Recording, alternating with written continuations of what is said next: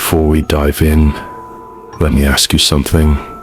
Have you ever met someone who felt wrong, not dangerous, in the usual way, but like their very presence broke some unspoken rule of reality? Someone who didn't quite belong in this world. Welcome to my viewers, and thanks for joining me. What you're about to hear isn't just unsettling. It's something I still have trouble processing, even today. I've never told this story publicly before, but maybe it's time. This is going to sound weird, but bear with me. When I was in high school, there was a kid who told everyone he was a demon. I don't feel comfortable even writing his real name for reasons you'll soon understand. I'm just going to call him Patrick, even though his name sounded like something ripped straight out of a Shakespeare play. He was incredibly socially awkward and walked around with the kind of empty stare that made even teachers nervous. Every single day, he wore the same blank gray hoodie. I'm not exaggerating. I don't think he ever washed it.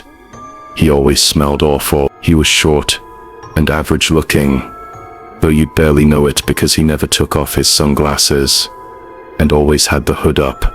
Teachers eventually gave up asking him to remove them, since he never listened anyway. Now comes the weird stuff. Patrick didn't have any friends, but he had this bizarre habit of adopting people. What I mean is, if he randomly decided he liked you, he'd walk up and say, "You're adopted." Supposedly that meant you were part of his circle and safe from him. That's what he claimed. Anyway, he rarely did this, so very few people were ever actually adopted. I was one of those few. Looking back, it was probably because he had a crush on me. None of us believed the demon stuff. Obviously, everyone just assumed he was a deeply troubled kid, which he definitely was. I should mention this all happened in Wayne, Pennsylvania, where I grew up. Another girl I used to be close with, Gabby, was also one of the few Patrick had adopted. His crush on her was way more obvious. My whole friend group saw it. One day, me, Gabby, Laura and Luke were hanging out on the dugouts behind our school. I don't remember how we got on the subject, but someone brought up Patrick and his crush on Gabby. We were all laughing about it, Gabby especially embarrassed. For some reason we usually used a nickname for Patrick, because his real name was so clunky. But that day, Laura said his actual name. The third time she said it, I swear on my life, Patrick appeared out of nowhere, jumped on top of the dugout, holding a baseball bat. It wasn't scary in the classic way, but it was deeply unsettling. We stopped talking immediately, afraid he might have heard everything. He didn't say a word, just stared at us. I gave him a nervous wave, and he nodded back before jumping down and walking away. After he was out of sight, we all laughed it off, but inside I was still rattled. The next incident wasn't so easy to laugh about. I was at Laura's house, just the two of us hanging out in her room. Her parents were home. We somehow started talking about Patrick again, and once more his name was said 3 times between us. Not 10 minutes later, we heard Laura's front door slam. Thinking maybe one of our friends had dropped by unannounced, we went downstairs. Laura's mom had already answered the door, and standing there was Patrick. He was calmly talking to her like this was normal. She asked him why he was there, and he replied, "I was summoned." I'll never forget the way he said that. Laura's mom, who actually knew Patrick and felt sorry for him, made small talk and eventually asked him to leave. He did, quietly, but Laura and I were frozen. As we went back upstairs, we looked at each other in 2 completely different times. His name had been said 3 times, and both times, he appeared. We were freaked out enough to believe there might be something real to his whole demon act. I know how absurd that sounds, but what other explanation made sense? We told the rest of our friend group the next day. Everyone agreed never say Patrick's name 3 times in one conversation again. For a while things quieted down. I started to believe maybe we'd overreacted, until one day, we were hanging out at Johnny's house. Same group of friends. The topic of Patrick came up again, despite all of us warning him. Johnny refused to believe the stories. Even after we all confirmed them, he laughed it off. To prove how dumb he thought it was, he mockingly said Patrick's name 3 times in one sentence. At first, nothing happened. He smirked and told us we were idiots. I was annoyed, but also a little relieved. Then a few minutes later, Patrick jumped over Johnny's backyard fence. Johnny saw him first and went silent. The rest of us followed. Patrick stood there for a few seconds, watching us, then jumped back over the fence and disappeared. Johnny freaked. He thought we'd set the whole thing up. We tried to explain we hadn't. He didn't want to hear it. Eventually, he told us all to leave. That was the last time he ever doubted the story. But the worst part, the last experience I had with Patrick, made me fear for my life. A few months after that, I was home alone for the night. An extremely rare thing back then. I had invited over a guy I'd been talking to. He was kind of a jerk, but that was my type at the time. We were in my room. It was lightly raining outside, and he randomly brought up Patrick. I cringed and told him the whole story. He laughed and said he was going to say Patrick's name to scare me. I begged him not to. He screamed it anyway, 3 times, at the top of his lungs. The rain immediately got heavier. Lighting flashed. My stomach dropped. He tried to laugh it off as a coincidence, but I ran to the window in panic. I looked down into the driveway and screamed. A figure was standing there, looking up at my window. I couldn't see clearly through the rain, but I was sure it was Patrick. I shut the blinds, bolted downstairs to check the doors. As I locked the back one, I saw him again, now standing still in the front yard. I completely broke down, screaming, "I'm adopted," over and over, hoping it would somehow protect me. I don't even know if he could hear me. My brain was short-circuiting. The guy I was with came downstairs and picked me up off the floor, trying to calm me down. I looked out the window again, and Patrick was gone.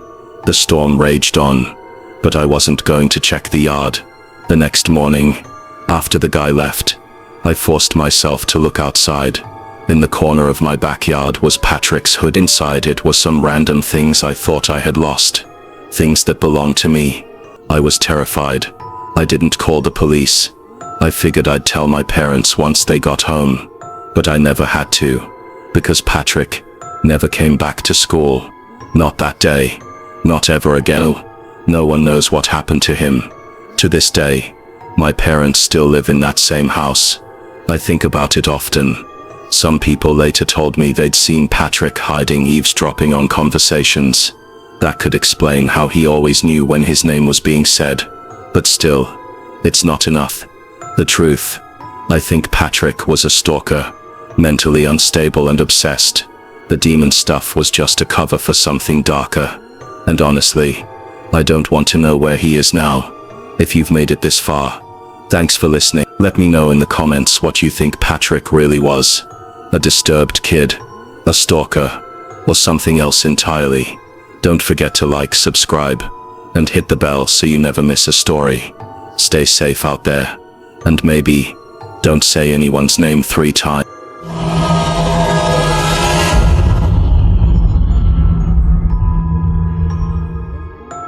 I'm from Denver, and what I'm about to share happened a few years ago, but it still haunts me every time it snows. It was a snowy Saturday evening, and my friend Mike and I were heading to a dinner party. You know the kind. Old friends, too much food, and people pretending they aren't already exhausted from the week. Before going, we decided to stop at a liquor store to grab some drinks. I didn't want to show up empty-handed, even though the snow was really starting to come down. We grabbed a 6-pack of local craft beers, a bottle of whiskey, and I figured we were set. Just as we were walking back to the car, Mike turned and said, "Hang on, I need to grab some Zines," his latest nicotine obsession. I rolled my eyes. I was driving, and my car didn't exactly handle snow like a champ. Still, I waited while he ducked back inside. A few minutes later, he popped back in, and we headed off. The snow was falling harder now, thick and blinding, and even with the wipers on high, visibility was trash. What should have been a 20-minute drive through familiar neighborhoods started feeling more like a survival test. Every few seconds, the tires would slip just enough to spike my anxiety. I gripped the wheel like my life depended on it, because it kind of did. About halfway there, I turned a bend and had to slam on the brakes. Right in the middle of the road was a car, completely still. Its hazard lights blinked steadily, casting an eerie orange glow in the snowy dark. Both the driver's and passenger's doors were wide open. It didn't feel right, I muttered. We're not stopping. But Mike was already craning his neck. We should check it out. I hesitated. I'm not proud of it, but I don't exactly trust strangers, especially not in the middle of a snowstorm on a dark road. Mike had this irritating but endearing need to help people. I told him we were late, but he pushed back, insisting someone could be hurt. So I pulled over. We sat there in silence, watching the blinking lights. The snow fell gently but thick, masking everything around us. It was weirdly beautiful, until it wasn't. Mike leaned toward the windshield. "This is stupid," he muttered, and opened the door before I could stop him. I stayed in the car, heart pounding, as I watched him trudge through the snow. I wanted to yell at him to get back in, but something in my chest froze me. Then I saw something, just a flicker, a dark blur moving behind the abandoned vehicle. My breath caught. I blinked hard, thinking it was just nerves, but then the car jolted slightly, like someone had moved inside. Nope. I slammed the horn with both palms. Mike jumped, turned toward me, and I waved him back frantically. He didn't argue, just sprinted back. The second his door closed, I floored it. Snow kicked up behind us as we sped off. "What the hell was that about?" he barked.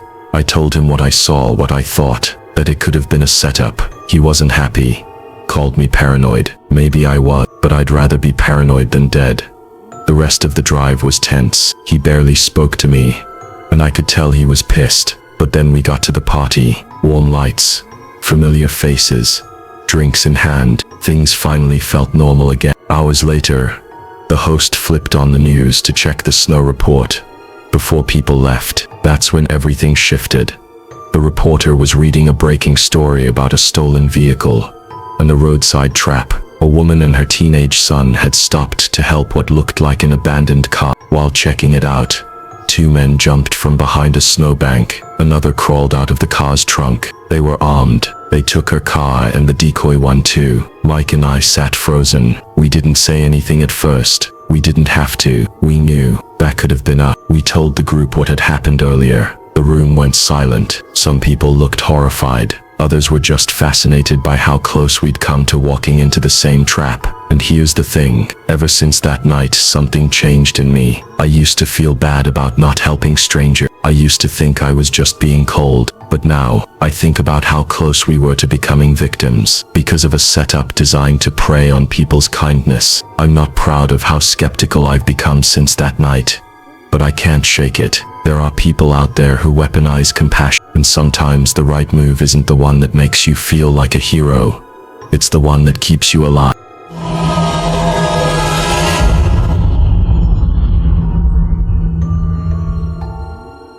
Tonight's story isn't fiction. It's a deeply personal recollection, one buried for over 3 decades. Some memories fade, others rot in the corners of your mind, and some never stop whispering. So sit back, keep the lights on, and don't trust every relative who says they're here to help, especially the ones who know how to crawl into your head. I'm about to recount something that happened over 30 years ago, during my early childhood. Forgive me if some details are fuzzy, but I'll recall what I can. I was about 10 years old. My extended family was massive. I had so many aunts, uncles, and cousins on my dad's side that it was impossible to keep track of them all. Every family gathering, I'd be reintroduced to people who clearly knew me, but I couldn't remember them. My dad was one of 9 children, and his parents owned a huge beachfront property. It was practically a mansion, easily big enough to sleep over 30 people. That house became our summer haven. My parents had flexible jobs, and so did many of my aunts and uncles. So the beach house was always full. I loved it. I got along with all my cousins, and even preferred them over my school friends. I felt free there. But one adult stood out from the rest, Uncle Joseph. He was Brandon's dad. Brandon, who was a bit of a loner, and barely interacted with the rest of us. But Uncle Joseph, he was charming, funny, and attentive. He had this way of making you feel heard, especially when you were just a kid. He was also a licensed psychiatrist, which probably helped. I confided in him a lot. Things I never even told my parents. Looking back, that's what makes all of this so much worse. That summer, I started having nightmares, not just scary dreams. Deeply disturbing visions that haunted me even during the day. Themes of loss, death, abandonment. I couldn't shake them. I vividly remember one. I had a false awakening. I walked downstairs expecting breakfast, but the kitchen was empty. I checked every room in the house, everyone.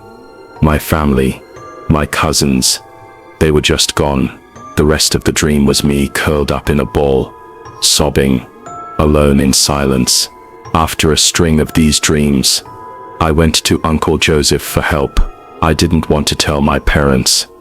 I felt ashamed. Uncle Joseph listened carefully and scribbled notes into a small black notebook. He told me the dreams meant something, that they came from deep inside me. He said my subconscious was trying to say something, and I had to do some internal self-reflection. I was what kind of reflection could I even do? Still, I trusted him. The nightmares didn't stop. I went back to him. That's when he told me something strange. That I was harboring resentment toward my parents. That deep down I was angry with them. I didn't believe him. I loved my parents. I was polite, well-behaved. But he insisted this was common. That children often buried feelings they didn't understand. He told me I needed to push back against my parents, disobey a little, talk back, let out what was inside. So I did. For 3 days, I acted out. I was rude, dismissive, disrespectful. My parents were confused and hurt. They sat me down and asked what was going on. I wanted to tell them everything, but Uncle Joseph had made it sound like this was part of the healing, that it was necessary. But the dreams only got worse. I went back to him, desperate. He seemed more hesitant this time, almost excited, like he was on the edge of revealing something important. After some pleading, he finally told me my mind was too mature for my body. I needed to set it free. I didn't know what that meant, but I didn't like it. He told me that if I had one more nightmare, he'd explain what to do. That night, I didn't dream, or if I did, I woke up before it happened. I lay in bed paralyzed, not by sleep paralysis, but by fear. I stared at the wall, not even daring to breathe too loudly. That's when I heard it, whispering, right next to my ear. It was his voice, Uncle Joseph. I whipped around and screamed. He was right there, crouched beside my bed. He bolted from the room. I ran straight to my parents' room, crying and shaking. I told them everything about the dreams, the strange therapy, the whispers in the dark. My dad didn't hesitate. He confronted Uncle Joseph immediately. I heard yelling, a scuffle. My dad tore the satchel Joseph always carried off his shoulder, and Joseph grabbed his keys and ran to his car. Inside that satchel were pages and pages of notes, but not just about me. Notes about children's dreams, nightmares, methods of inducing them, articles printed off the internet. He was experimenting, and I was his test subject. When the police searched his computer, it got even worse. I won't go into detail, but there were implications, dark, awful ones. Psychological experiments, obsession with the developing mind, ideas about liberating consciousness. It was sickening. My uncle was arrested, and I never saw him again. My parents never told me what happened afterward. They didn't want to revisit it. Maybe they thought they were protecting me. Maybe they just couldn't stomach it themselves.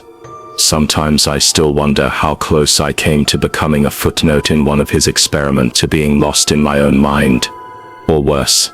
And sometimes, late at night, I'll still wake up and stare at the wall, heart pounding, ears straining, just in case I hear that whisper again.